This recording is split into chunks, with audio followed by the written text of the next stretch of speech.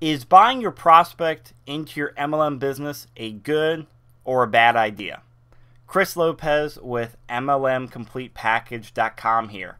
And that's the topic I'll be discussing in this week's MLM trading video. And I actually get this question asked quite a bit from MLM distributors. I was actually asked this question earlier today, which prompted me to record this video.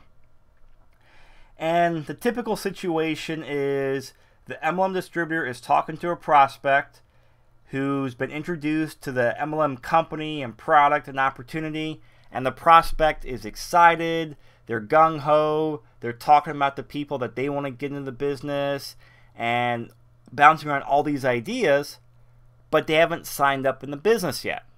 And it comes out that they're tight on money or the finances aren't quite right yet for them, whether it's because, oh, well, holidays, I just got done with the holidays, I spent more than I wanted, or I had a bad month at my work, or my tax refund comes back in a few weeks, I'll use that money to start my business.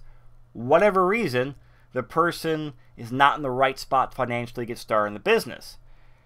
And what the MLM distributor is thinking is that, man, this is a great person I have here. He wants to do this, he gets it, he wants to build this business. Like, I know he's just going to be a diamond director in the business. I know he's gonna blow the doors off this business. And maybe I should buy the business for him and just get him started. That way he can get started and get up and running, and he can recruit more people. I can help him out, and we'll both be on our way to more success. Well, I can tell you it's a bad idea to buy one of your prospects into your MLM business. The first reason why it's a bad idea is because people don't value what they don't spend their money on. So if a person's not willing to spend any money on getting started in the business, well, how much do they really value it? They're not going to value it very much. And if someone doesn't have that skin in the game, they're generally not going to be real motivated to make something happen. Because if they can't make $40 happen, they're not going to make the business happen. And I say $40, could be $20, $30, $40, $50. I'm just referencing getting someone started with the bare essentials, which is usually like the company's starter kit or some type of business development kit or business starting system. And every company has one, and most companies sell between like $20 and $50. And that's the bare minimum. I don't recommend sponsoring people that way, but sometimes people will get started that way. But that's what people are thinking when they're saying, well, I should buy the person into the business. And again, no, you shouldn't. If a person can't afford 30, 40, or 50 bucks, do you think they're going to have what it takes to make the business happen? Are they going to put the time, energy, and effort into it to grow the business? No, they're not. So buying a person in the business is a bad idea. But offering an incentive is a good idea.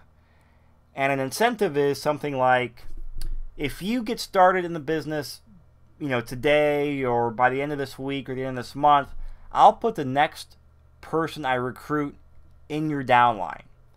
Or if you get started this week, you can actually stay in my hotel room with me for free at our annual convention. Normally that's like $300 or $400. I tell you what, you can stay with me for free because I want to help you get your business started off on the right foot.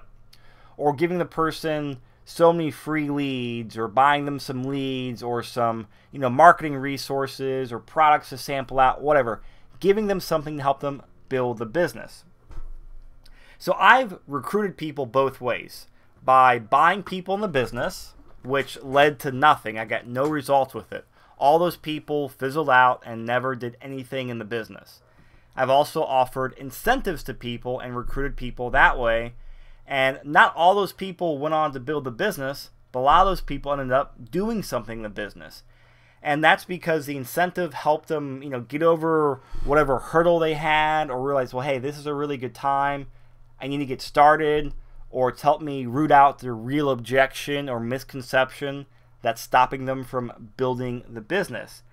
And since the incentives are all geared towards helping the person either build the business, such as giving them free leads or free marketing resources, or getting them more plugged into the business, like staying in my hotel room for free at convention, A lot of times it's helped the person go out there and start having some small successes in the business, which has led on to bigger successes, which is good for both that person and for me.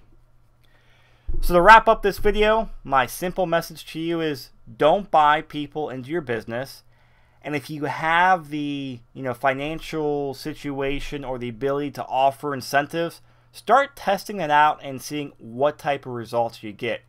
And take into consideration what you have going on in your business, what the person's interests are or what they have going on, promotions your company is doing, when your next convention is, and things like that, and test out different incentives. And I think you'll be pleasantly surprised with the results you get from that. So if you've got any questions about this, or you've got any funny stories about when you've bought people in the business, leave that in the comments below.